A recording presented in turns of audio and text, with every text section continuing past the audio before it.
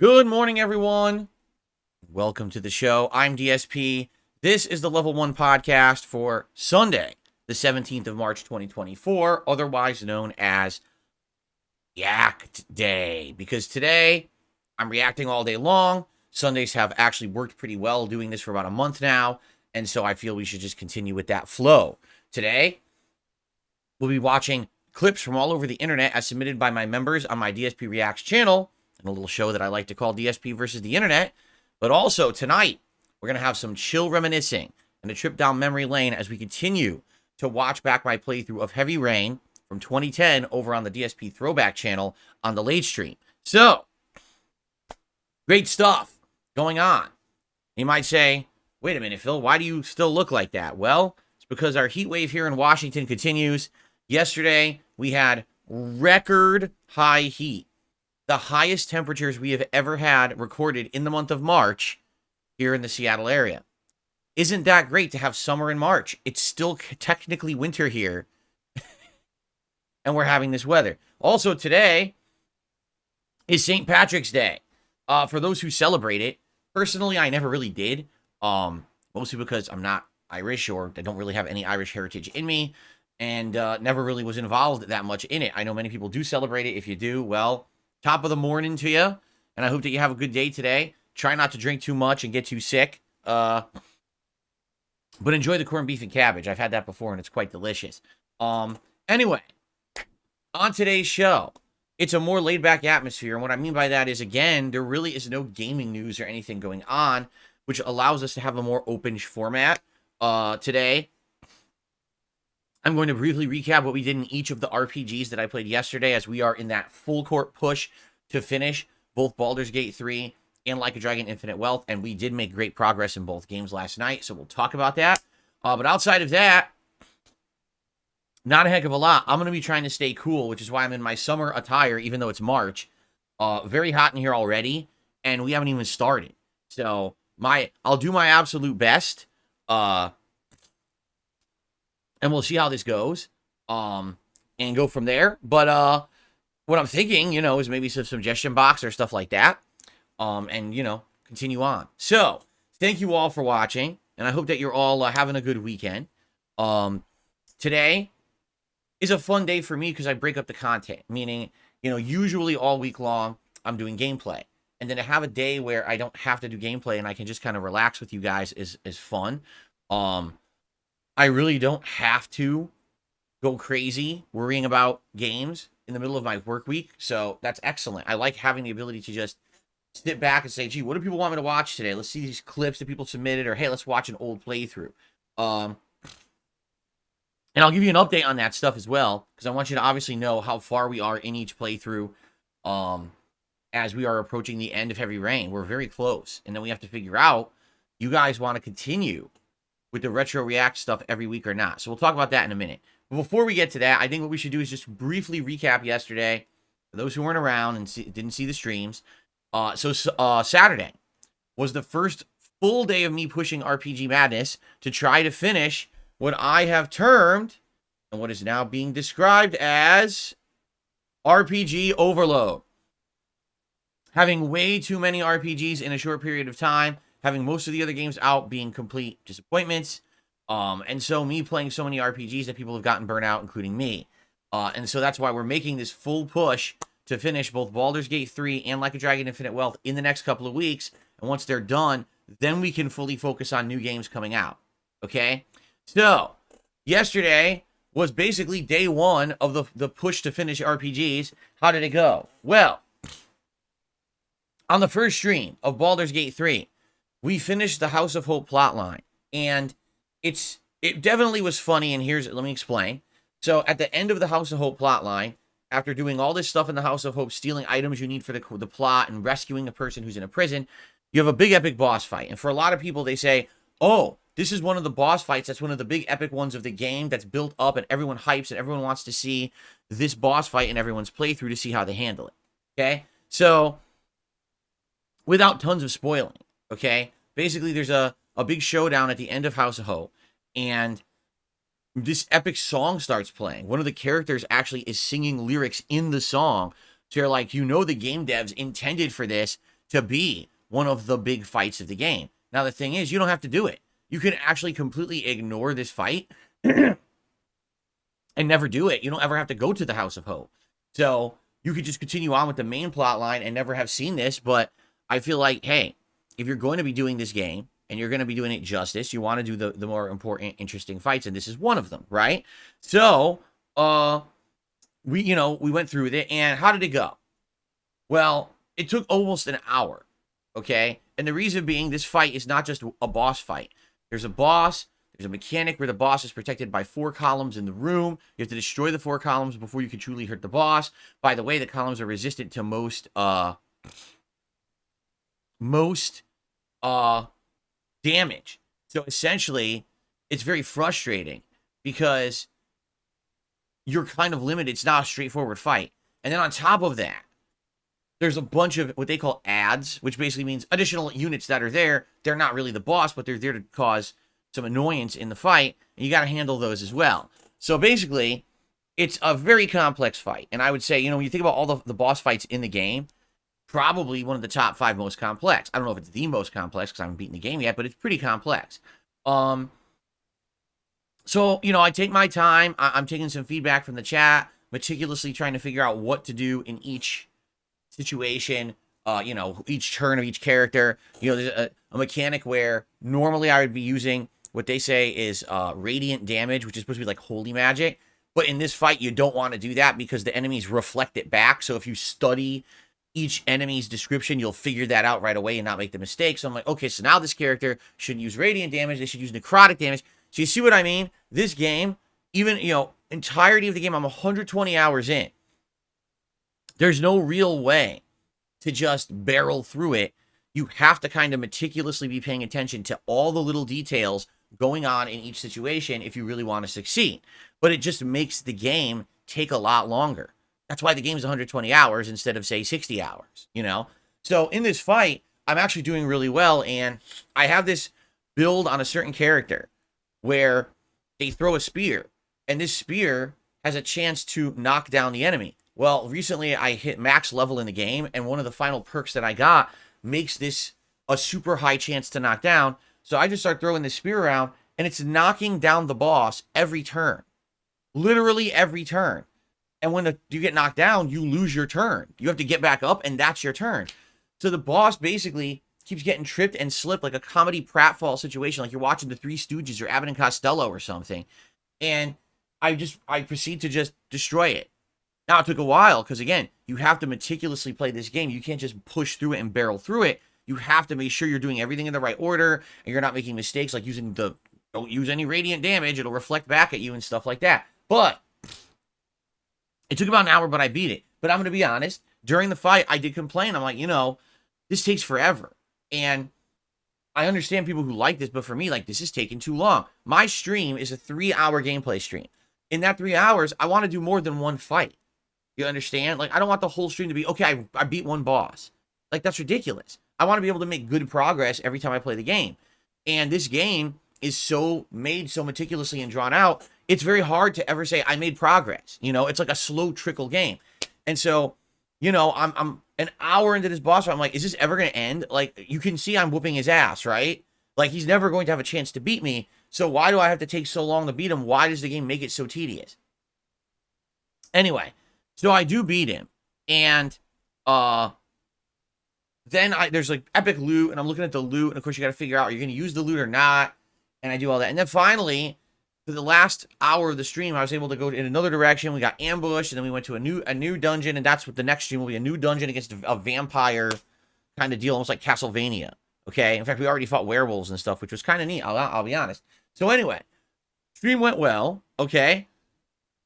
I basically handed one of the epic bosses of the game his own ass in a paper bag. He had no chance of doing anything to me. It was pretty embarrassing. And so, what's the reaction of the internet? Well, it's a mixed reaction. The people who were there live seem to enjoy it. All right. The people who watched on demand, some are liking it and some are literally, I'm not kidding you, complaining. Oh, you make this game so boring with the way you play it. What? I make the game boring with the way I play it. One person actually complained. Here's what they said. You kept looking at your abilities to see what they do. Why don't you play the game faster? I'm not kidding. That was a comment on the video. I was like, I'm in a turn-based strategy RPG. You're complaining that I'm looking at my abilities to see what they do.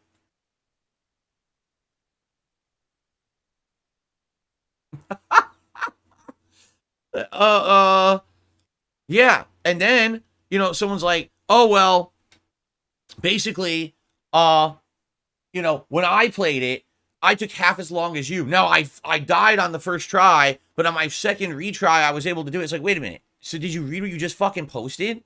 You lost on the first try because you rushed into the fight unprepared. You weren't looking at the descriptions. You weren't figuring it out. And then you had to play it a second time to beat it.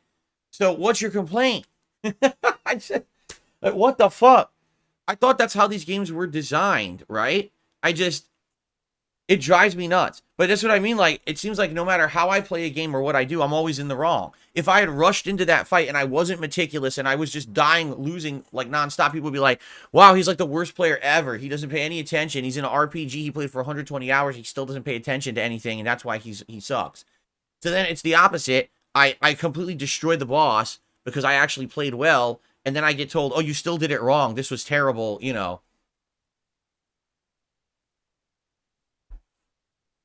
Anyway, just expect a lot more of that moving forward because that's how people are on the internet towards me. No matter what I do, I'm always bad, right? Anyway, so we did make good progress yesterday, but again, it's funny because they're like, okay, you've beat one of the major quest lines to end the game. What's next? Okay, we're going to do the Vampire Castle. What's after that? Well, then you got to do the Shadowheart quest line. What's after that? Oh, then there's the dungeon underground for Will's quest line with the dragon. Okay, what's after that? Oh, you have to go fight the ball followers and free Lae'zel. Okay, what's after that? Then you have to do the quest line for the Githyanki to free the Githyanki prince. Okay, what's after that? It's like, wait, what? I thought we're at the end of the game. I thought this is the end of the game. And if each one of those quests takes a stream, how fucking long is it going to take for me to beat this game? This is insane at this part. Like, it's like, why did they backload the game with so much content? I just don't understand it. You saved all these quests for the end of the game when you should be in the home stretch and feeling like you're barreling towards progress and your end. Instead, it's like you're meandering around. And I'm going to be honest, I think this kills the pacing of the game. Most people by this point would want to be seeing the resolution of everything and get ready for an ending. And instead, it's just kind of like staying and just fucking bouncing around. And to be honest, with all of that, it makes me want to skip content. I'm just being honest. Like, it does. It makes me want to skip content that people are telling me I can skip. Like, for example, I guess for the resolution of the Baldur's Gate City plotline where the city is taken over by Gortash, okay? There's different ways to go about it. And if I just, like, straightforward go for him, it saves time, but it's much harder because those robots are still active. And so you have to fight the robots and him. Or you could just disable the robots, but that takes a lot of extra work. So I might just fucking seriously just say fuck it and just go for him because I don't want to be playing this for another 20 extra hours to do it in that way. I want this game to be over. I'm not saying I don't like the game and I just want it to be over because I hate it. I just want I'm exhausted. I think that's the best way to explain it. I'm feeling exhausted. I've been playing this game since fucking December. We're 120 hours in, and how the hell is the end not in sight yet? It drives me nuts. I want to play other games, and I can't fucking play other games until I finish this insano long game. What is going on with this game? Okay? So, yeah, we'll see what happens. We're going to continue with this, but yeah, I mean, people are, well, when are you going to finish that game? I seriously don't fucking know. Like, if we finish the Vampire Castle on Monday, and then, let's say on Tuesday, we do the Shadowheart quest, and maybe we do the Will quest. And then on Wednesday, maybe we do the Ball Followers quest, right? Great. We're like not even halfway into the end game stuff yet. Like, there's still 10 more missions to do. It's like,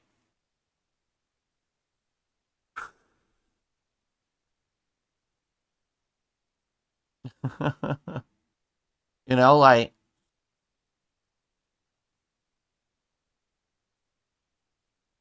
Green Mega Man says, current pacing, you're 10 daytime streams away, then fuck that. I'm seriously going to skip stuff. Really, I mean it. Like, I'm just going to skip stuff. This is driving me insanely nuts. I just want to see the end so I can play other games. On Friday, there's a new fucking game. that game is gonna have to wait because I'm still playing Baldur's Gate 3. It's stupid at this point. Really, like that's the best way to describe it. This is just stupid. All right. So yeah, no, I'm not doing 15 to 20 more streams. We're beating this game within a couple of weeks, one way or another. You know, really. And the thing is, I at least want to see kind of the resolution for your followers because that's kind of important. You know, they've been along the journey. They all had their own private missions or whatever. You want to see those end. But I'm probably just going to skip any other side shit that I come across at this point. I don't see the point of doing it, right? So, anyway, yeah, let's keep going. And again, thanks to those who are still with me for that playthrough. You know, apologies for my frustration, but you know, this is just me as a honest person being honest with you. It's frustrating, you know, as an outsider to that style of game. It's just too much of a commitment. It is. Like this is why I was so apprehensive about playing the game to begin with, because everyone warned me that it was going to be this much of an investment and commitment. And it's like, yeah, but I'm a variety streamer. This is going to kill the channel. And it has. Like, take a look at the last 2 months where all views and engagement are down because people don't come around for Baldur's Gate. It's the same few people, which is fine. You know, I enjoy having 200, 250 people here for it, but that's not going to support my whole channel forever. You know what I'm saying? We've got to get through this. All right. So anyway, then last night we played Like a Dragon Infinite Well. And the good news is, unlike Baldur's Gate 3, I feel like we are making major progress in that game. We basically barreled through the story last night. We finished chapter 10. We got into chapter 11. Big major plot reveals, big plot twists. Although I'm going to be honest, again, which a lot of people don't like, but I'm going to be honest. I do feel now that we are in chapter 11 of 14 and the game's almost over, I actually feel like, sadly, the story of this game is way worse than the one of the last one. Like, the story of Like a Dragon, or Yakuza Like a Dragon, was hugely involved with heavy Yakuza plot lines and influence, interesting, notable characters, and it just felt more in line with what you would expect from the Yakuza franchise. With this game having a heavy focus on this religious group cult, and, you know, it's just not as good. And in fact, it's kind of nonsensical. Like, the main plot line of the game is that, oh, you know, there's a religious cult or whatever, and they have all this influence in Hawaii, but then there's a successor that is coming out of nowhere that is challenging the leader of the cult. It doesn't even make sense. Like, when you logically sit down and think about it, the plot makes zero sense at all. And that's what the plot they went with for the whole game. So it's very annoying because we're nearing the end and I'm like, oh, is it gonna get better? Is it gonna have like more explanation or something? And it's like, no, this is just a plot and you just gotta accept it. And I'm like, oh, plot kind of sucks. And also, definitely, they have several things going on in the game that just don't make any sense. Like, for example, all right, in the plot right now, someone got kidnapped and your job is to rescue them. So what happened? You find out the people who kidnapped the person are at a nightclub having drinks.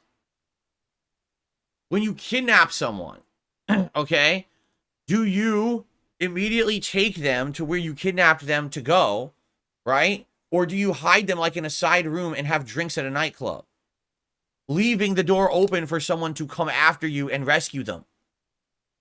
Like, the plot doesn't even make sense anymore. And that's what I mean. Like, I feel like it got derailed at some point where the writers kind of ran out of ideas. So the thing is, with Like a Dragon Infinite Wealth, the gameplay, the combat is much better than the last game. The actual open world roaming of 2 different areas, you know, Hawaii and Japan, much better than the last game. The graphics are much improved. You know, like, there's so many things that have been massively improved. The one thing that I feel is failing is the story, and that's sad because it's an epic RPG. It should have a great story, and I don't think the story is actually that good now.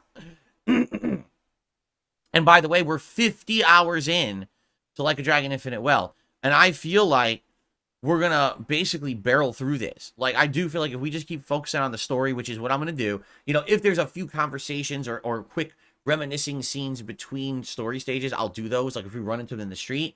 But for the most part, I'm just going to keep focusing on the story. So maybe we'll finish that sooner rather than later. We're going to be playing that again Tuesday and Wednesday night, and then several night streams next week. We may actually beat the game, which is fine if we do. It's just a shame that if this were another situation, and if this were a time when basically I was not playing so many RPGs or in a hurry to finish these RPGs to play more games, I would take more time. I would actually do more side content because I think the side content of Yakuza games is one of its strongest suits. Some of the funny missions in that game are some of the most entertaining parts. But it's like, dude, I'm 50 hours in and we're ready for the end and we're ready for new games. We can't have this game linger another 2 months. It's ridiculous how long these games take to beat now. So, we'll see what happens. It's funny because it almost looks like now we are going to finish Like a Dragon before Baldur's Gate 3. It literally looks like that. While Baldur's Gate 3, every stream is a daytime stream of 3+ hours, and we're playing it more frequently than Like a Dragon, it actually looks like we can beat Infinite Well first because of the way that these games are paced. So, I guess we shall find out, shall we? But anyway, RPG Overload continues, but the good news is we have major progress in it, and I'm happy that we do have major progress in it, and I hope that we can wrap up these games, like I said, within a couple of weeks. I really want these done by the end of March so that we can focus on new games moving forward, okay? Now, let's go over the schedule very quickly. Today, React Day. After the show ends, we head over to the React channel, DSP Reacts, and we're going to do DSP versus the Internet, my weekly clip show, where the channel members there submit clips and we watch them back. We actually have way more Ultra member submissions this week and some good ones. Like someone submitted the trailer for Alone in the Dark. And I didn't even know what Alone in the Dark was. And we're going to watch the trailer today and judge and see if it's something we want to play together. I think we might, judging on what the trailer looks like. Excuse me.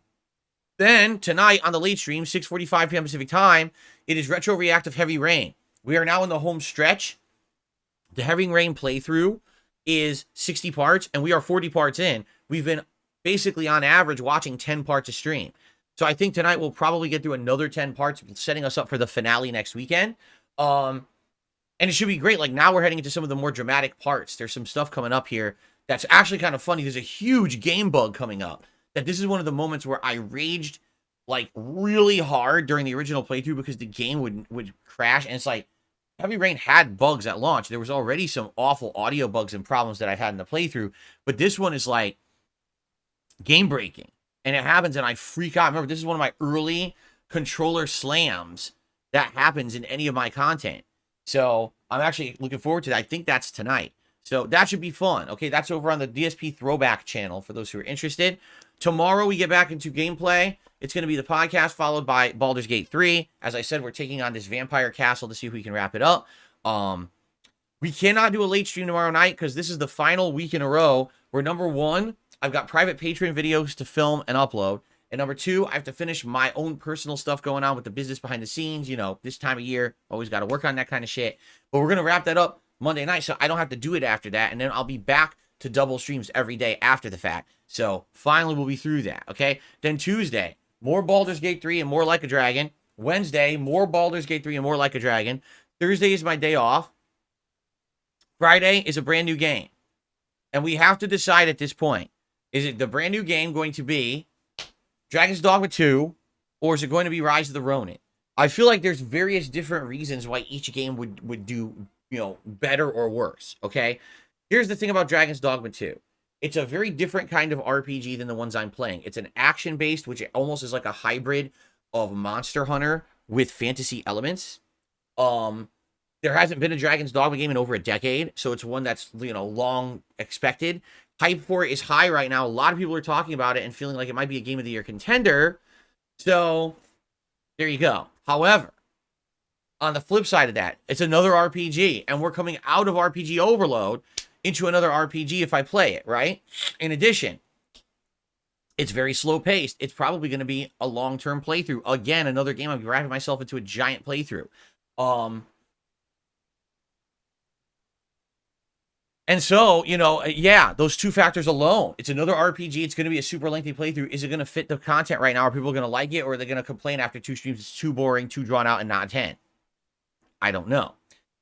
Rise of the Ronin. Definitely a more action-based game, all right, than most other options now. It is a hybrid between, say, Sekiro and Assassin's Creed from what people who did early previews have stated. And people are saying that basically it's a mix. Some people say it's an open world full of content. It's really fun. You'll really like it. And others are like, nah, I played it for 3-4 hours. I got really bored because it's the same thing over and over. And it basically follows all the tropes of Team Ninja games and doesn't really innovate that much. So it's not that good of a game. So it's weird because the early previews were kind of split. And people didn't really wholeheartedly agree if it was great or not. I guess it's really subjective. So the way I see it is, with Rise of the Ronin, could be a game where, again, maybe the first couple streams, people will show up just for curiosity's sake. But after that, depending on how the game is, people might either love or hate it. And then after a couple of streams, it might just fizzle and die and be super boring, right? So I'm not sure, out of the 2 games coming out on Friday, I don't know what we're gonna choose. All right. Now, whatever we choose, I'm playing all day on Friday, literally all day long, double stream day. But then after that, we are going back to Baldur's Gate 3 and Like a Dragon to continue the push to finish them. So we will take 1 day break to see the new game, get that good first day taste of it. And then we're going to put it on hiatus and shelve it for a bit to beat the other games. And then we're going to go back to it right away once we beat the other games. Okay? That's how I'm handling it. I can't play that and the other games. It's never going to work. It's going to be too much at once. So we will get that premiere day content, which is excellent, right? But, excuse me. But then we got to go back and finish the other games, if possible. So that's how I'm handling it, all right? So after that, expect more Baldur's Gate 3, more Like a Dragon constantly until we wrap them up. So I still have another 9 hours of Baldur's Gate 3 this week, another 4 hours of Like a Dragon, taking that hiatus from it on Friday, but then going right back into the mix of it next week, okay? So, outside of that, like I said, Alone in the Dark, I believe, comes out at the end of this month. We're going to watch the trailer of that today and figure if that's something we want to play or not. Final Fantasy VII's in the lurch, right? And the question is, will I play it? Yeah, probably in the future, but there's no way I can play it right now. I have to finish these 2 other RPGs. We have to get a new game launched and then determine if and when Final Fantasy VII comes back into the mix. Okay, so I hope you understand that. And then outside of that, the next thing that we actually need to start planning for, because if you can believe it, in less than 3 weeks, it's my birthday, and we're going to do my annual birthday event, which I can't believe we're less than 3 weeks away from my birthday. We're not even talking about it yet, right? We got so much other stuff that I'm trying to get through and go and get to that we haven't even taken a look at this yet, right? We haven't. So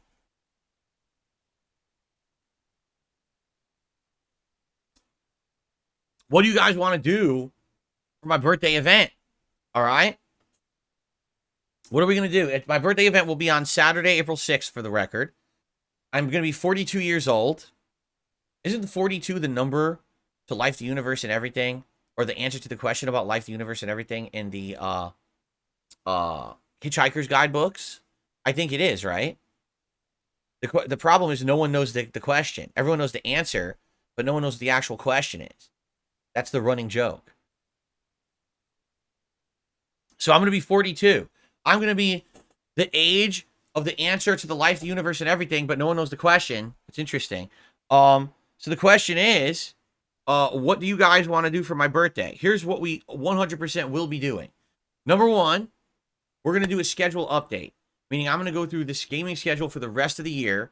I'm going to mark off the games that I'm interested in. I'm sure you guys are going to bring up games, and we're going to try to at least populate a calendar to determine exactly what we're all going to be doing or what games I'm going to be playing between now and the end of the year. That way we have that outline. And then what we could do is we can begin to fill in the blanks. Okay, this time of year is going to be light on game releases. So what would we like to do? Should we bring back a game like Sea of Stars? Should we play a new playthrough? We'll figure that out. I would tell you right now, in May, likely we're bringing back Elden Ring to finish up my second run. And then in June, we're doing the DLC, right? So that's like a given of stuff that we already know we're doing, right? Yes, Douglas Adams. I know Douglas Adams was a very fun, witty, sarcastic writer. I liked all those Hitchhiker's books. I read them all when I was younger, and I really enjoyed them. So anyway, so we got to figure that out. That we're definitely doing during the marathon, a schedule update. Another thing we're definitely doing is I'll order some food, and we'll actually do a feasting with Phil, which we haven't done, in a good amount of time, for like an ordered food, like a taste test. And then we're also going to be doing birthday cake. My wife's going to make me a birthday cake, and I'll have a slice of that and celebrate my birthday with all of you. But that does not a marathon make. You know, that's arguably the schedule will probably take about an hour to an hour and a half, right? And the food will probably take a half an hour. So that's like 2 hours. But we got the rest of the day. So what do we want to do that day? You know, one thing we could do is if we are in the midst of all these games, we could just do a segment of each game. Like if you wanted to do a segment of, I don't know, either Dragon's Dogma or Rise of the Ronin, depending on what I'm playing, we could do like a 2-hour gameplay segment. Or we could maybe do a segment where Kat comes on the stream and does stuff. Like, for example, we are planning to hopefully in the next, few weeks, start a new co-op playthrough of Beyond Two Souls. Maybe a segment of the marathon could be us doing the co-op of Beyond Two Souls. But then again, I don't know, because if she has to make a cake that day, well, I guess it depends. She's not going to be cooking dinner because we're going to order. I guess we'll have to figure it out. All right? But that's what I'm saying. Maybe we could do that, right? Or maybe I could just, we got to figure it out. What would you guys want for my marathon this year? Usually, we have a clear-cut idea of what I'm doing. This year, because we've been so rapidly, behind because of all this RPG overload and everything, we haven't really had time to plan anything yet. And here we are, less than 3 weeks away from the event. I'm like, oh my God, I didn't even realize it's less than 3 weeks to my birthday. We got to figure out what to do that day, right? So think about it. I would love your feedback on this. Please let me know exactly what you would like on that day. Give me your feedback, whether it's a comment on this video or, chatting, in the chat, and let me know what you think, and we'll go from there. And let's plan it, right? Yes, last year's cake was carrot cake, and it tasted absolutely amazing, but the recipe had too much oil in it, so we both got sick to our stomachs after we ate it. So we're definitely not doing carrot cake this year. We'll probably go back to like a more traditional cake that I like a chocolate cake or something like that. We'll have to see.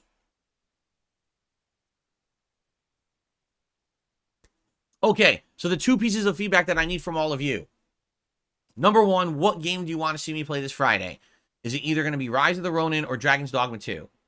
Number 2, what do you want to see me do on my birthday marathon on April 6th, right? What we need to start planning this out. So what would you like to do or see? Okay, and we'll go from there. Hopefully that sounds like a plan.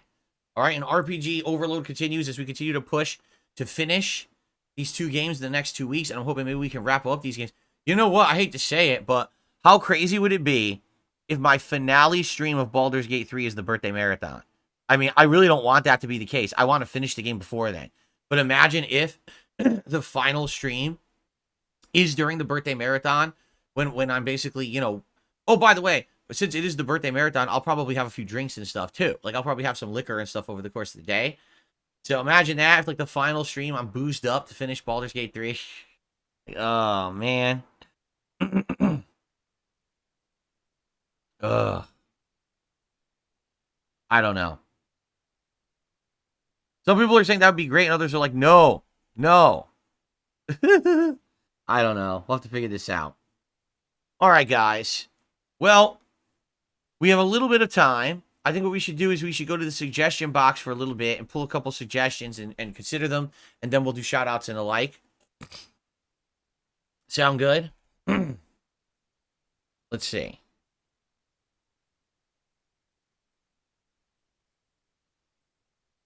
Okay.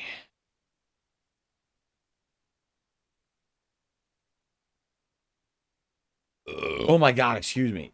Oh, I'm sorry. Whew. I didn't mean to explode like that. Sorry about that.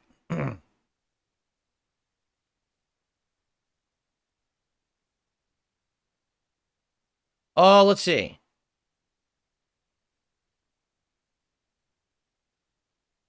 All right. I'm trying to skip ahead because basically this one person posted like 7,000 suggestions, and it's the same person who's demanding about the co-op and all this shit. And it's like, you get to the point where you realize some people are just never going to be satisfied, and they're just going to nitpick and demand things. It's like, there's a difference between like a suggestion for improvement, or you're just not satisfied until someone completely molds their content to exactly what you want.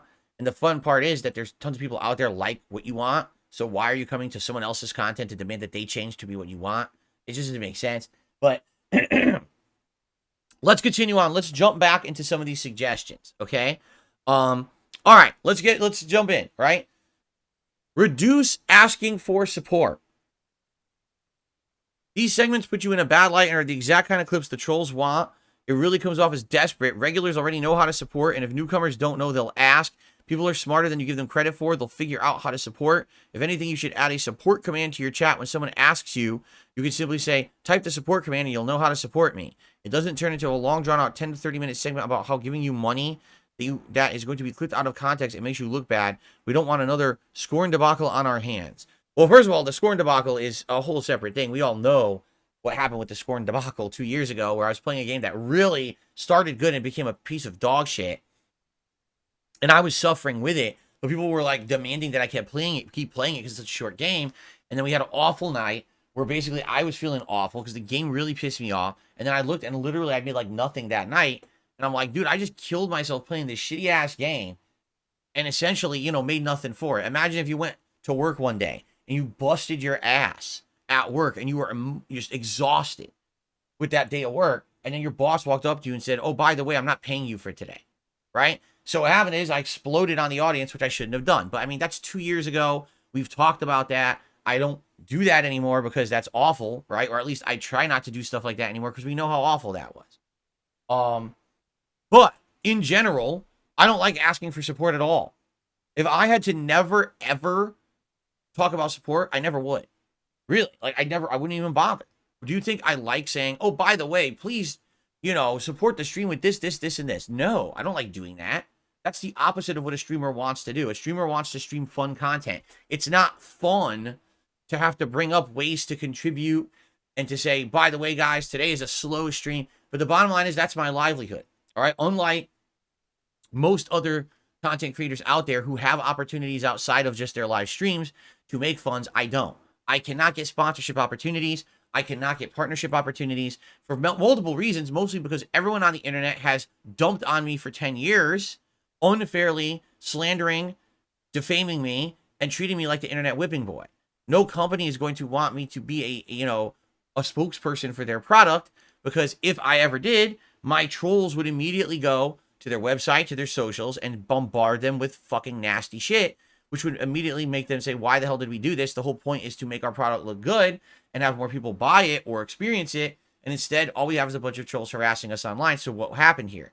I don't get that. So because I don't have those supplementary levels of income, I don't have any other income sources outside of these streams and the revenue I make on YouTube behind the scenes, right? That's it. Okay, the one other thing is Patreon, right? Which is very small. So maybe $200 to $300 a month I'll make on Patreon, if that. Okay, so that's a very different situation. In fact, I would say I'm in one of the most unique situations there are, because most people who are of the stature that I am, meaning not very big, I'm a very small time guy when it comes to my streams, when it comes to the content I put out. I still have a ton of support because I've been around for over 15 years, because there's people who absolutely love the content I put out, despite the fact that so many people crap on me. They like me and want to see me persevere and continue through. So I have way more support than most people of my stature on the internet, right? Another person who gets like 300 viewers on a stream and a few hundred views on a video isn't likely to make a living doing it. I can, because I'm lucky, because I've been around so long and I've persevered through so much adversity, that there's people who actually appreciate and understand that. They like my content for being such a long time person doing it. And that's why. I mean, I'm just different. I'm a different animal than most other people who do this for a living. They all have to follow the algorithm. They all have to push and shill and do all that stuff. And I don't do that. But because I don't do all that other shit that they do, because essentially I don't have opportunity to do it, I have to focus on basically making a living on streams. So it very, very much stands to reason that on a day when I'm streaming and I have a slow day where I make almost nothing on my streams, that's a day when it's a bust for me. Like, I didn't make any money to pay my bills, to support my family, to do the things I need to do to make a living and keep this business running.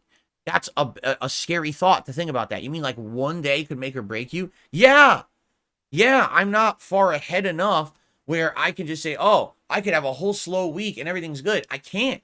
If I had a slow week, I can't pay bills, and that sucks. I don't like living like that, but that's the situation that life has tossed me into. And we could sit here and argue all day about What's a better thing, to have a 9 to 5 job with a salary, or to be a YouTuber who's like my stature and fluctuating income and it's not stay? That's neither here nor there. And truth be told, with all the hardships that I go through here financially, it's still better than any other job I've ever had.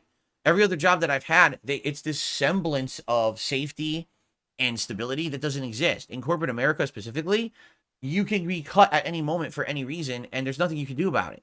I've experienced it firsthand. I'm being complimented one day for going above and beyond. I'm receiving awards for the amount of work that I did, and then 2 months later, I'm laid off, So it doesn't matter what you're doing. There's never stability. And with YouTube, at least I've been doing this now since 2011. And again, through your support, it's allowed me to say, hey, the best job I've ever had.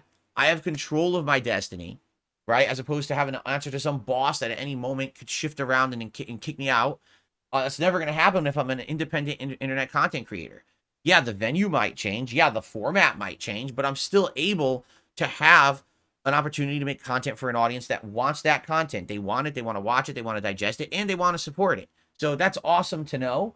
But a symptom of that is asking for support, especially particularly on a day when it's not forthcoming. For every day where people are ultra supportive, there's probably going to be a day where things are very slow. And the thing is, do they tend to even out? Yeah, but some days nothing's happening. And if I say, hey, guys, just a reminder, please support the stream. You can do a super chat. You can do a membership, a gifted membership, or a tip. Yeah, you might not like being advertised to. I don't either. I hate being advertised to. Annoying ads make me not want to buy the product. When I'm watching TV and it's like the most obnoxious fucking ad possible, it's like, there's no chance in hell I'm ever buying this product. I don't know how they thought that ad was going to get me to sway me to buy their shit. They're a bunch of idiots, right? I think these marketing people today are really dumb.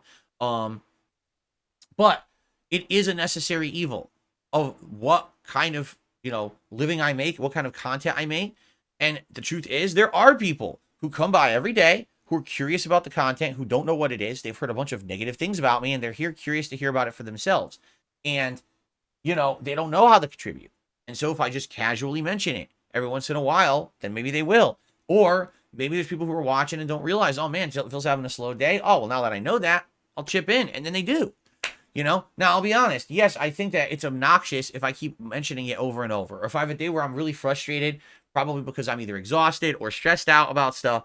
And then I come on this stream and I say things like, oh, what a slow day, and blah, blah, blah. Yeah, that's obnoxious. I agree with you. That's something that I've tried to get better at over the years. The difference here is this. I don't do it constantly. It doesn't matter what people say. I actually don't do it constantly. And I know for a fact because I've actually been tracking myself. I have. I've actually started tracking how often do I actually ask for support and how bad is it and things like that. And I can tell you this, today is way less than what it used to be. Basically, this all started around that time because you brought up Scorn. It started around that time of that playthrough when I kind of had a reality check, when I had YouTubers who were watching that clip and calling me out and saying, wow, Phil's a scumbag. And I was like, you know what? They're right. I completely agree with them. When I watch back myself during that stream, I cringe and say, that was awful. Why did I do that? It's emotions. It's being afraid. Because again, a day when I have a bad streaming day literally could mean that within a week or two, I have a day where I'm worried, how am I going to pay all my bills because things went badly,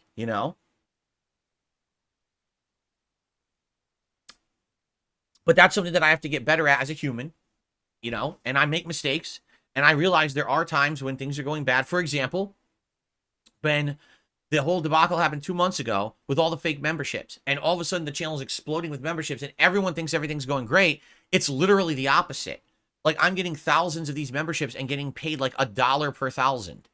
So normally I would be making all this income and I'm actually losing tons of income, and it hasn't come back. This is just a matter of fact right now, is that this channel is way down on revenue because those memberships screwed everything up. They threw a big monkey wrench into the way that stuff works.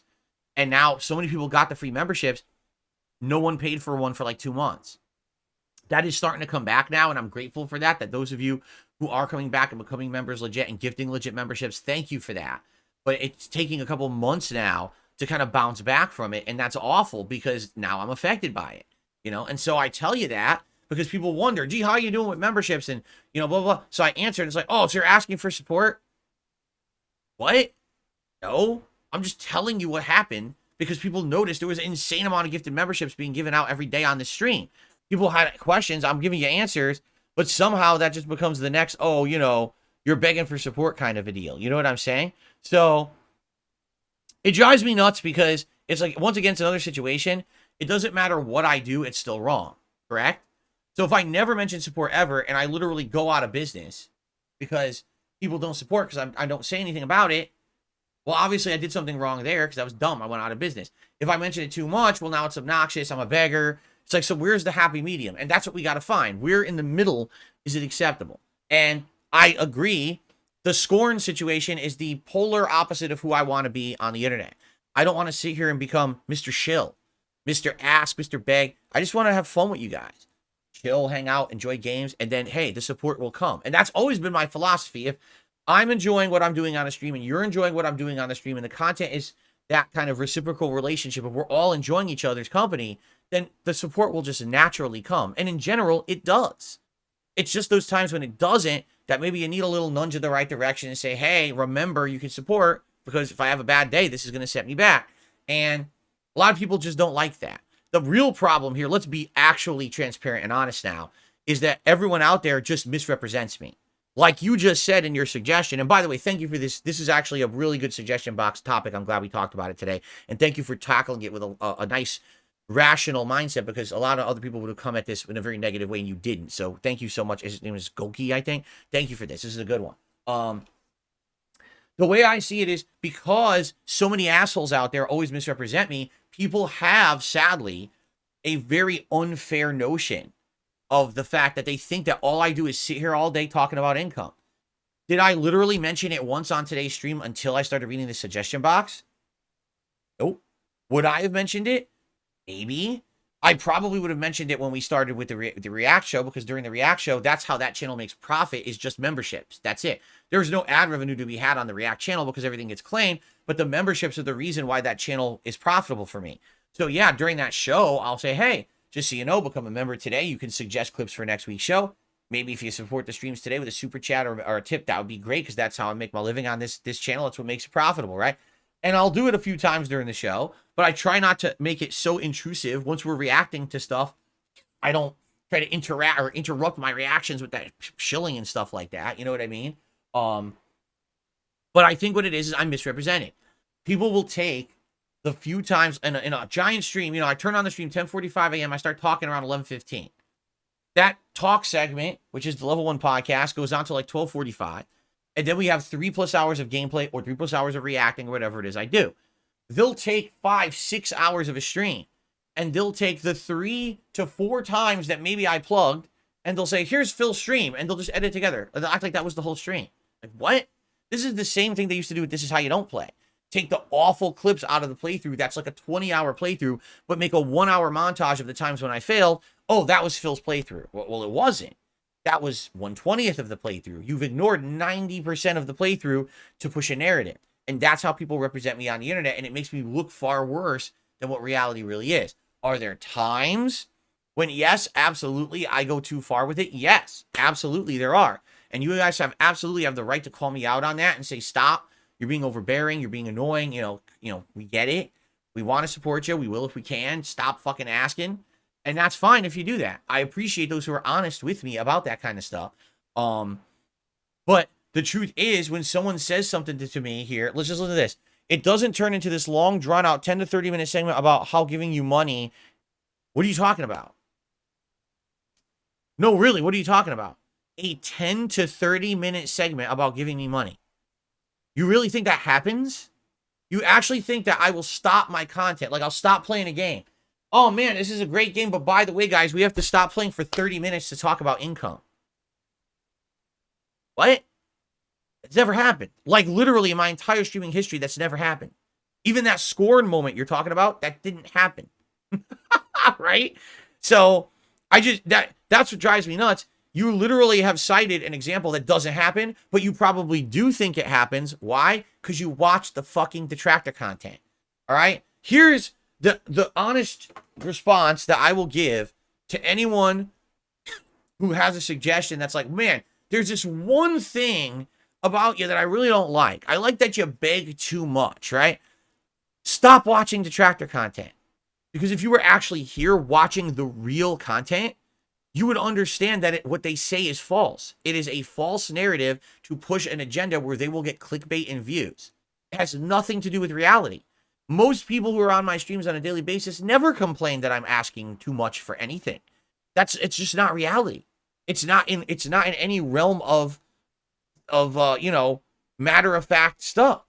But that's the thing. You watch it out of context. You watch it on a channel that only highlights that toxic shit. And that's what you're going to see. You know what I'm saying? So, and again, that's the thing. Like, what I'm saying now, right? They absolutely, positively will not ever take what I'm saying right now verbatim. Because it's true. Instead, they'll take a few clips about my response to this. Phil butthurt about people saying he's an e-beggar. And then they'll take 3 clips and here it is. I'm butthurt about it. That's what I mean. That's what they do. I don't know how you can't figure that out yet. I mean, that's their shtick for the last 10 years. So, you know what I'm saying? Like, I appreciate the feedback. I agree with you. I don't want to be someone who's just about income. I think that's terrible, okay? I try not to harp on it. Every once in a while, if there's a reason to bring it up. Like, yes, when the fake gifted memberships were happening, I needed to let you know because thousands were coming out and people were like, what the hell's going on to the channel? You know, I had to explain it. I had to explain why there's no more pop-ups for it, why I'm not doing shout-outs for the fake ones, why I'm trying to ban these people as it happens so it doesn't affect the streams in a big negative way. I mean, people were even saying, this sucks, we can't even chat. When they give these fake memberships, the whole chat's flooded for like 10 minutes. This is terrible, right? So, that being said, I understand what you're saying. But please get the fact that what you're saying, 10 to 30-minute segments about income don't happen unless I get a question like this and we're just addressing the suggestion box. That's it. We don't have giant segments where, well, I'm just going to stop making content today until people contribute. Here, I'm going to turn the webcam off until someone sends me a nice, fresh 20. All right? When the 20 bucks rolls in, I'll turn the camera back on and we'll continue making content. I don't do that. I swear you people act like I do sometimes. I don't do anything like that. You know? I'm about making the content and enjoying it with you. I don't have this fucking demands. Like, I have my content on ransom, right? You better listen. If you don't contribute in the next 5 minutes, I'm going to punch through this piece of artwork. I'm going to smash this on my knee, and the whole setup will be fucked up forever because you didn't contribute. Do I do that stuff? I don't, Anyway, it's a misconception. It is. It's a misconception. Don't watch detractor content. I mean, literally, the most of this the responses I can say to people in these is just don't watch detractor content. Just be here for the streams and ignore the white noise, and you'll like it. If you would just watch my stuff, you'd like it, but you don't. You watch the detractor content as a supplement, and then you come here and complain when it doesn't happen. That stuff's not happening. Okay. Oh, my stupid nose is bothering me now because now this room is incredibly stuffy because of the heat and it kills my sinuses. Okay. Shorten the podcast. Your recent podcasts are nothing but scheduled talk about support and Q&A. Here we go again. There is no 30-minute segment about support. You're wrong. Stop saying that. If you don't have any topics for the podcast, why try to artificially extend it? Get right to gameplay. You complain games are too long and you don't have any time to play them. I think shortening the podcast will help alleviate this issue. Never said I don't have time to play them. I have said that they're too long. I never said I don't have time to play games. I don't know what you're talking about there.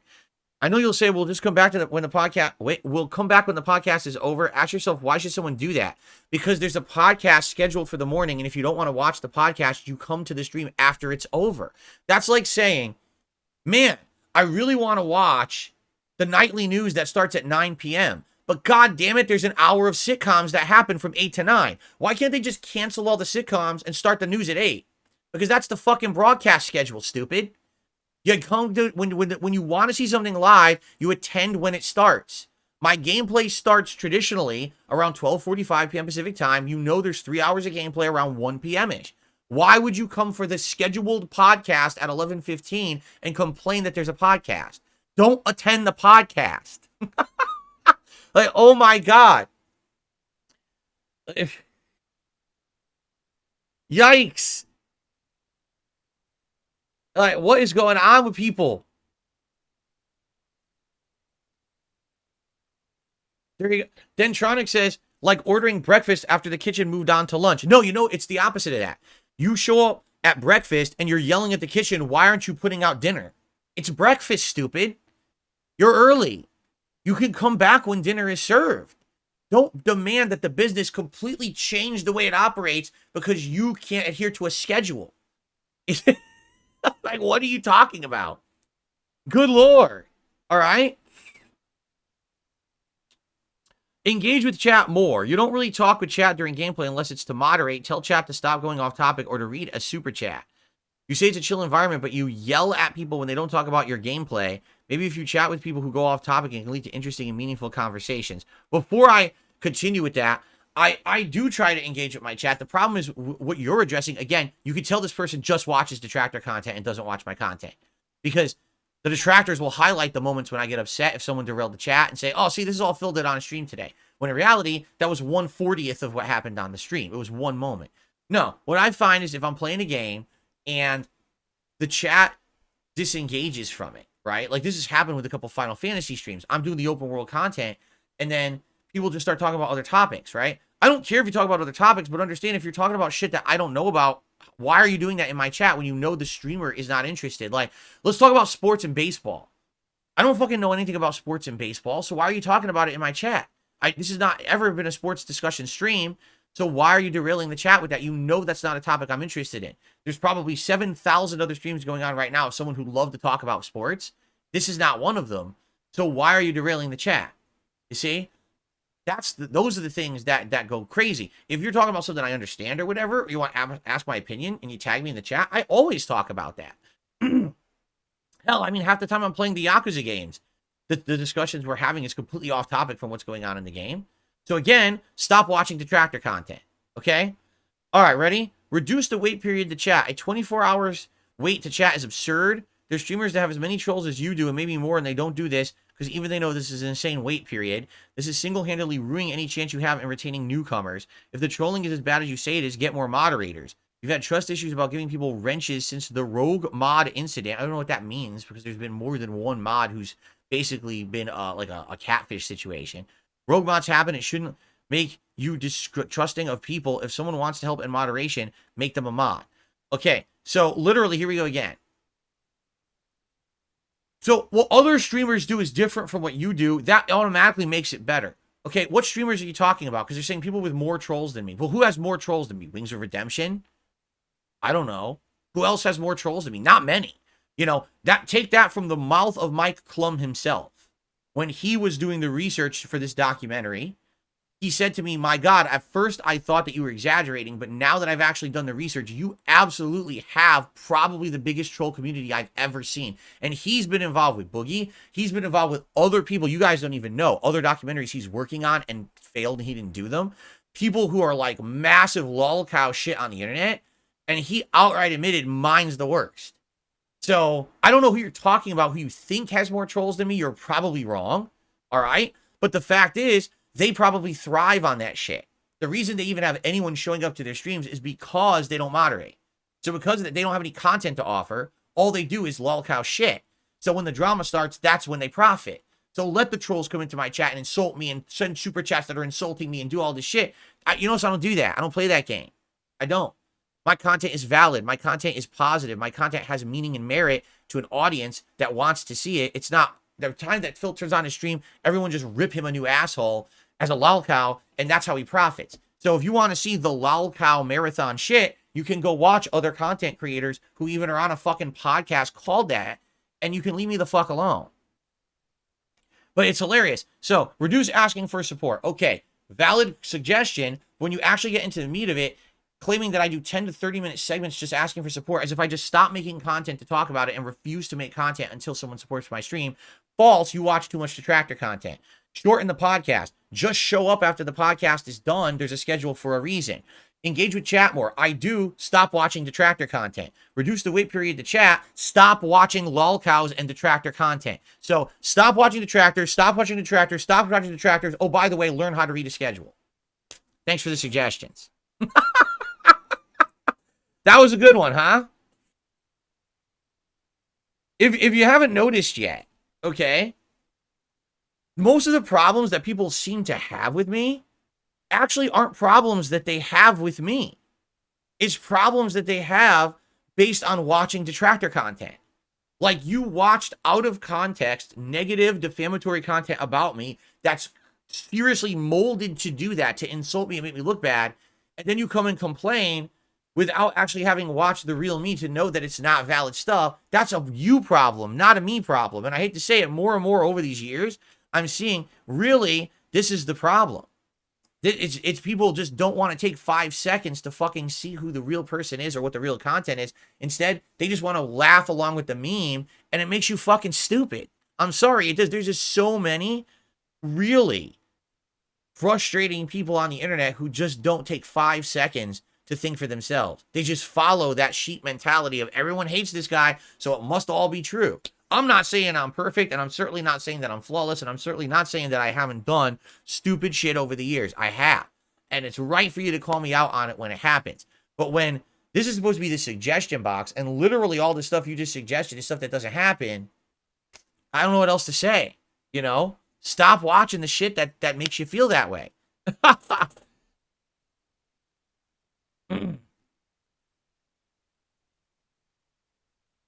I have to blow my nose that we're going to do another suggestion, and then we'll do shout-outs. Here we go. Hold on. My nose is bothering me. Coffee.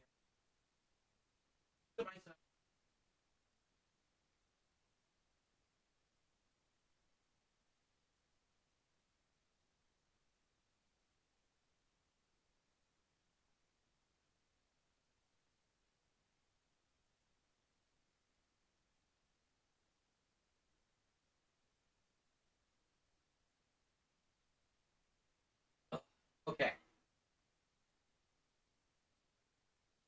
Well, this one's from OP Boone. He's had some really good suggestions. Let's see what he has in this one. In regards to recent discussion about stepping back from gaming content and expanding to more podcast-style content, expanding more into gaming news is a better move for you than politics. There's a significant overlap in audience interest between gaming playthroughs and gaming news, making it likely that your existing viewers would be interested in the content. With your team of editors, you could create 10 to 15-minute videos focusing on one major news story per video, separate from the podcast.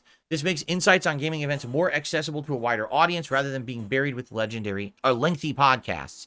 Your DSP throwback editors could shift their focus to this project after completing the Red Dead and Final Fantasy XIII remaster projects. Considering the success of your retro reacts compared to the remaster projects, their efforts would be more beneficial in highlighting DSP news clips, which have the potential to garner thousands of views, rather than remastering decade-old footage that receives only a few hundred views. For example, you can highlight the recent Xbox announcements discussed in the Level 1 podcast, episode 254, perhaps incorporating snippets from previous episodes, where speculation about the announcement was rampant on social media. This additional content would find a natural home here on DSP Gaming, though it's possible those videos might get buried under the high volume of daily Let's Plays.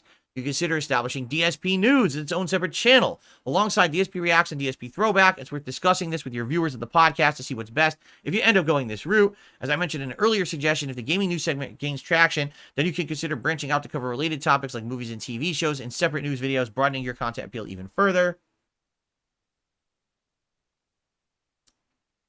I previously suggested using YouTube's live stream clipping feature for DSP news segments. Now with your team of editors, the idea seems more viable than ever. I don't know. What do you guys think about that?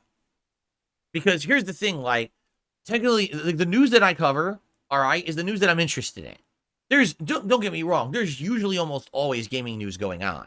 The problem is that a lot of it is just unrelated to anything that I have an interest in doing.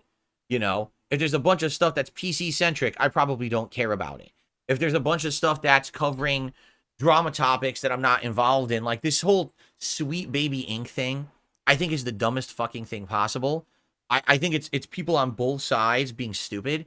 And it's like, do I really want to even cover that as news? Because I really don't feel like it is. I just think it's stupid political shit, honestly. But, you know, I don't know. Like, I always tend to, like, hone in on the topics that I like, right? The thing is, what I want you guys to understand is, when I say I have editors working on stuff for me, that's very much true. But when I say that, these are not, how can I say? It's not like I have a crack team of full-time employed people who are editing content. You know what I'm saying? Like, what I have very much is a grassroots group of people who like me and like the content that I make. and they want to help. So they make some thumbnails, right?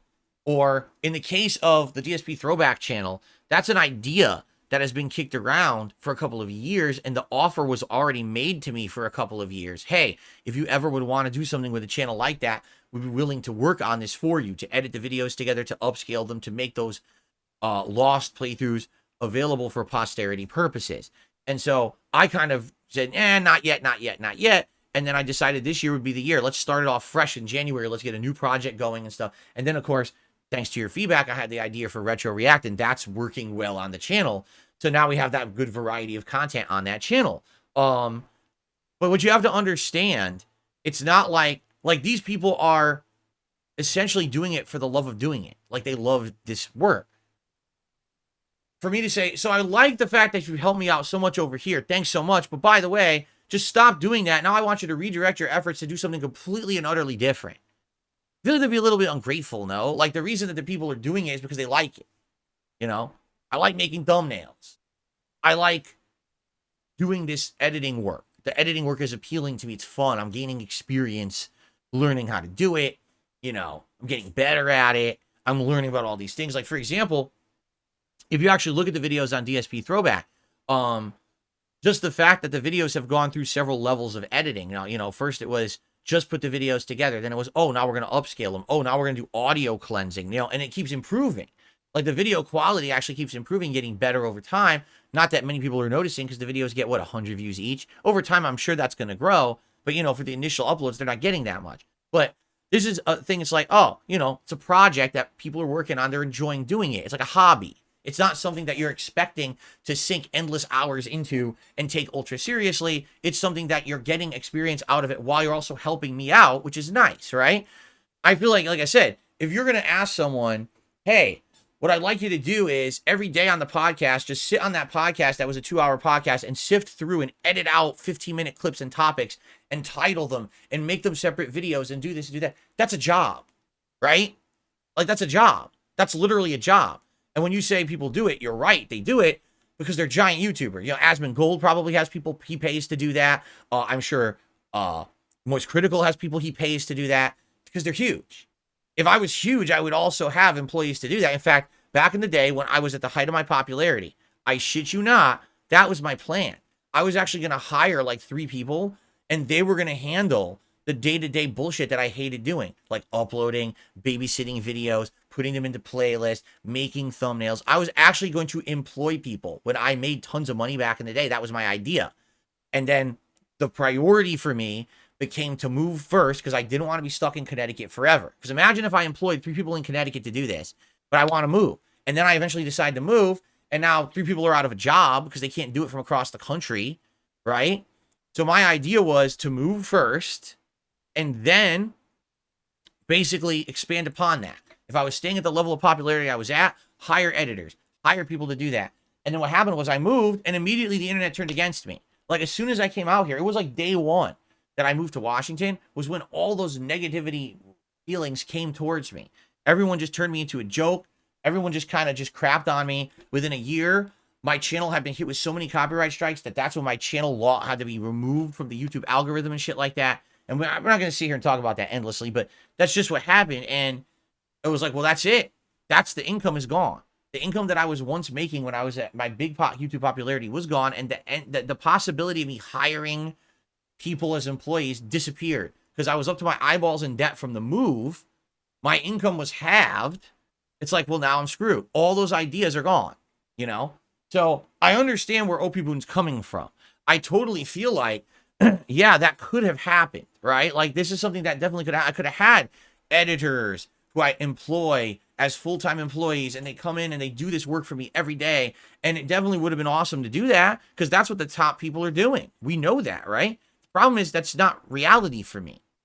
The reality is I'm a one-man crew who works all day long, and I get exhausted with the amount of work I'm already putting in. I can't do that extra work. Do I have people who are volunteers who have stepped up and said, yes, we'd like to make content for you and help you with this stuff? Yes. But they're basically doing the stuff that they're interested in doing.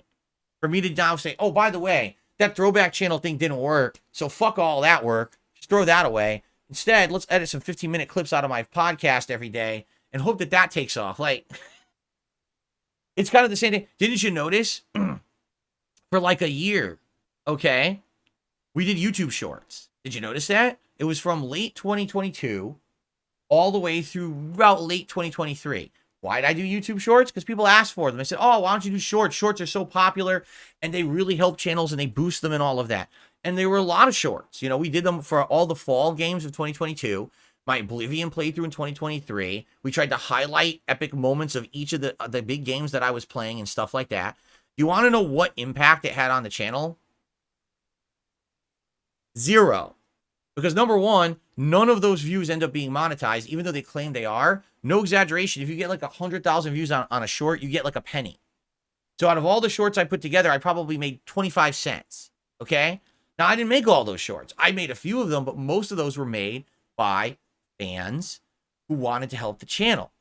And that was a lot of work and effort that went into making those shorts. And they didn't do shit. You know, they got a few thousand views each. No one really watched. That's the thing with YouTube shorts that people don't understand. Just like TikTok.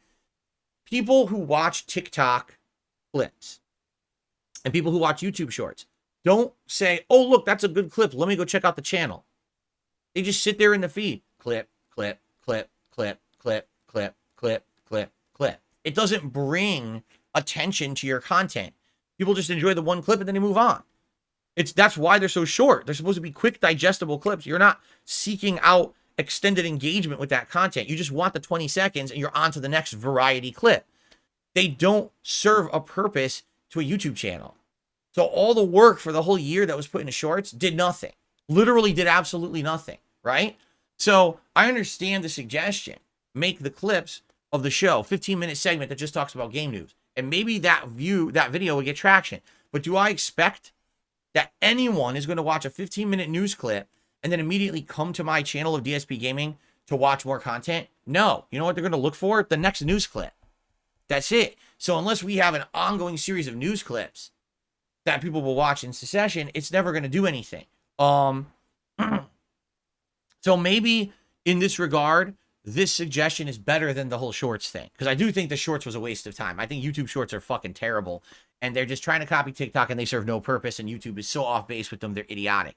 But, you know, the whole clipping thing, having a segment about a certain topic that's edited out of a podcast probably would work.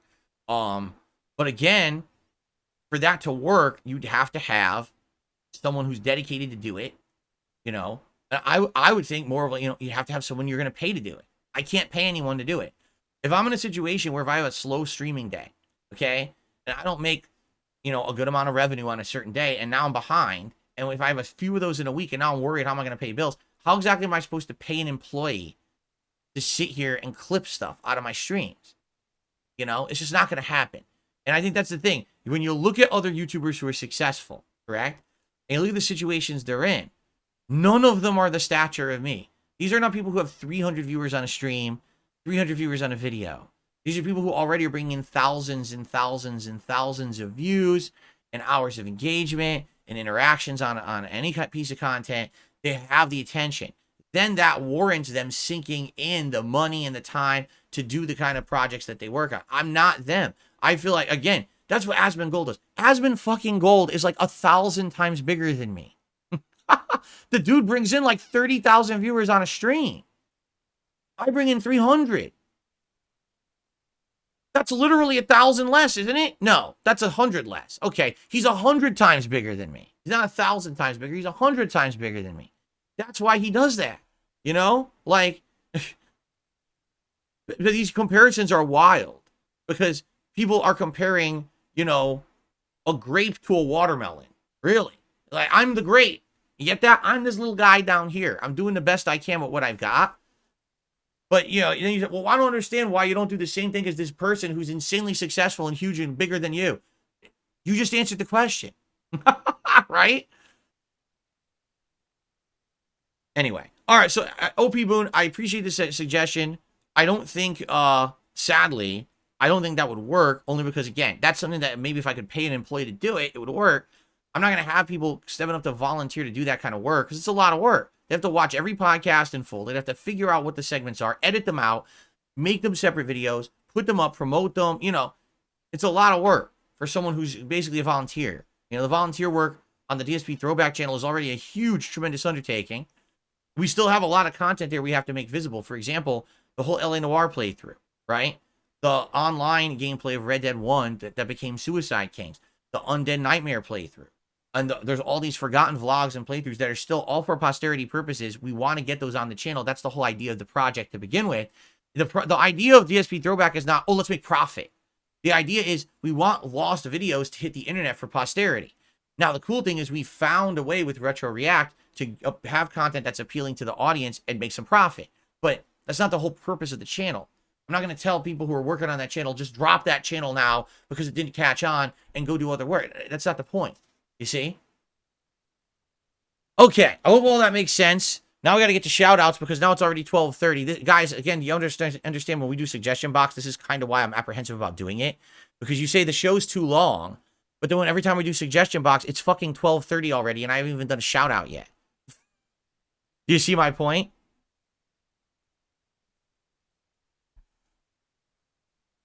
Okay. Shout-outs. Let's do them.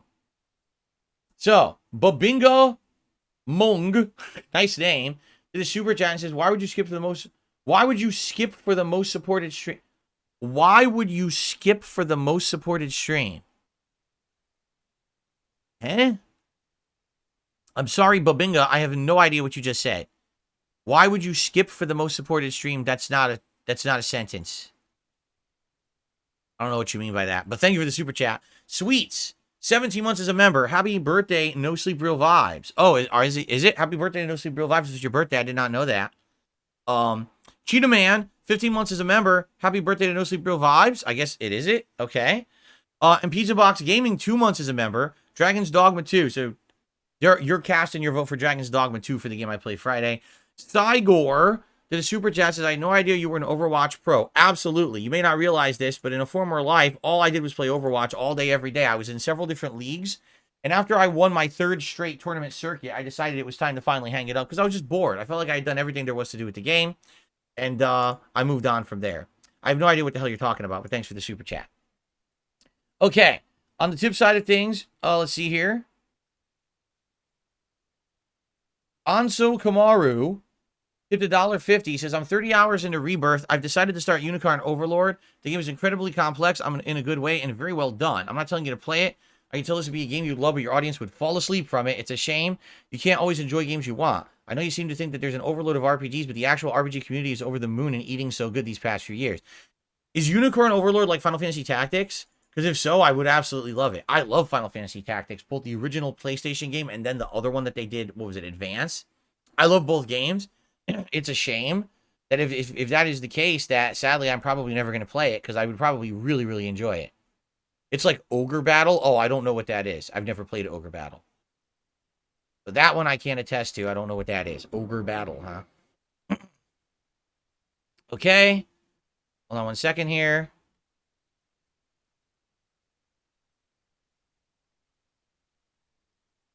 It's like Tactics plus Suikoden combined. Oh, that's an interesting premise. I love Suikoden as well. Let's see. So I received a $23 tip from 1 Minute Man.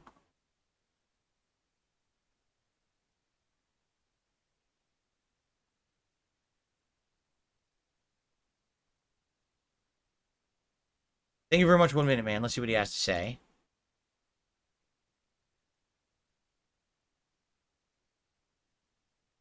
I'm sure it's going to be about Baldur's Gate. It can't possibly be about anything else, I'm sure.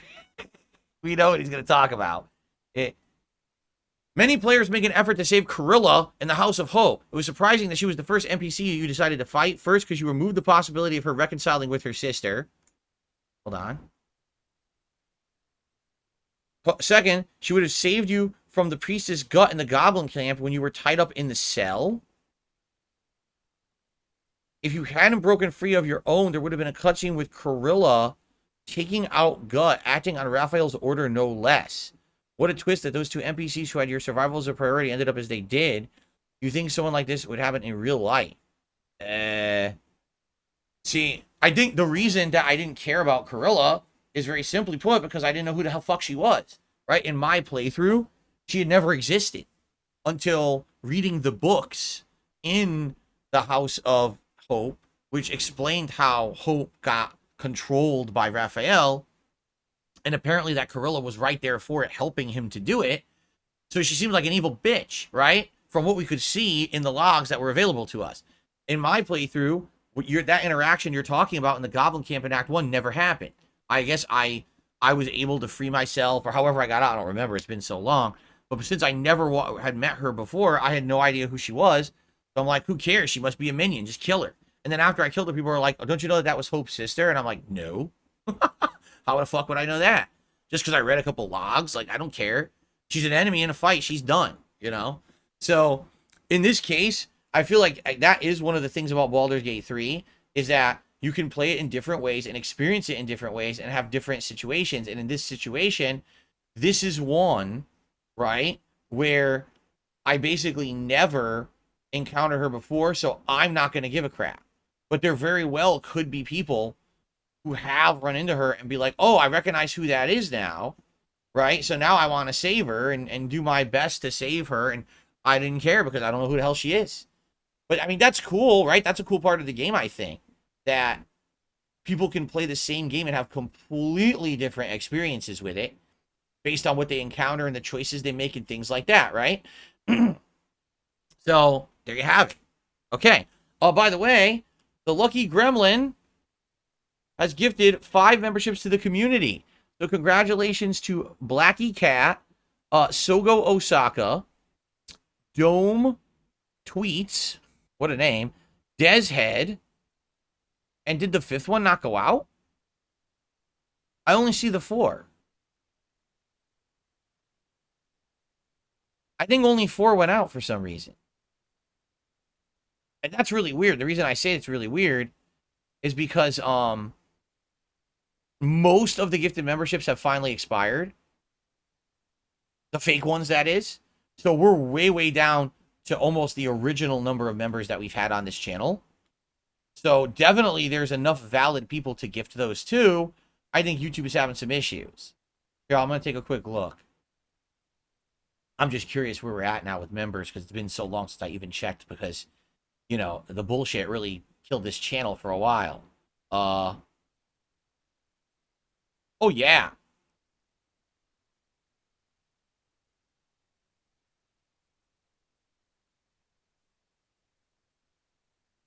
So the highest the channel had was over 3,000 members. We were like 3,074 or something like that. That's the peak that YouTube recorded. No, 3,075 is the peak that YouTube recorded, but that was when at the peak of them gifting out the fake ones. As of now, we apparently have around 800, but there's still like 200 to 300 fake members from what I can see, at least. We won't be able to tell until they all expire, and we're getting there. But, yeah, like, basically most of the fake gifted memberships are gone. And the fact that we had 3,075 members at one point, it basically means that there's enough to gift out. Like, there's no way that someone shouldn't get a membership. No, see, I don't hide anyone. Someone said, maybe you hid the person, the 5th person who got to get the membership. I don't hide anyone. I see Blackie Cat, Sogo Osaka, Dome Tweets, and Dezhead. That's all I see. Who's the 5th one? I don't see the 5th one going to anybody.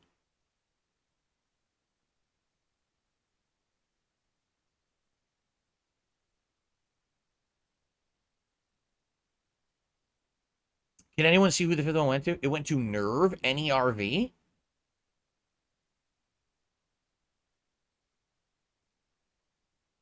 No Sleep Real Lives is right here. It's No Sleep? Yeah, I don't know. It's weird. I can't see it. And he's here and I can see him chat. I don't know what's going on. I don't know. Maybe I should give up on trying to make YouTube work at this point. Anyway, thank you to the Lucky Gremlin for the 5 gifted memberships. And now 672 just gifted a membership. Let's see who that one goes to. That one went to Casualties of Gaming. Congrats to Casualties of Gaming on the membership. I hope you enjoy it. And thank you, 672, for supporting the channel. Okay. I received A $2.36 tip from Oakley. I'm currently playing God of War Valhalla DLC. It's a fun, challenging DLC. You feel you'll ever get around to playing it during downtime, or you're just not interested in it? I'm not interested in it. Those games, Odyssey, Valhalla, were already such insanely lengthy experiences when they released that I had no desire to do DLC for them at all. They were already feeling like they overstayed their welcome with how long they were. And keep in mind, with Valhalla, I did the entire Norse God side quest line as well, which a lot of people didn't, but I did the whole thing. So my playthrough was even longer. So, yeah, that's why I never went back and played them.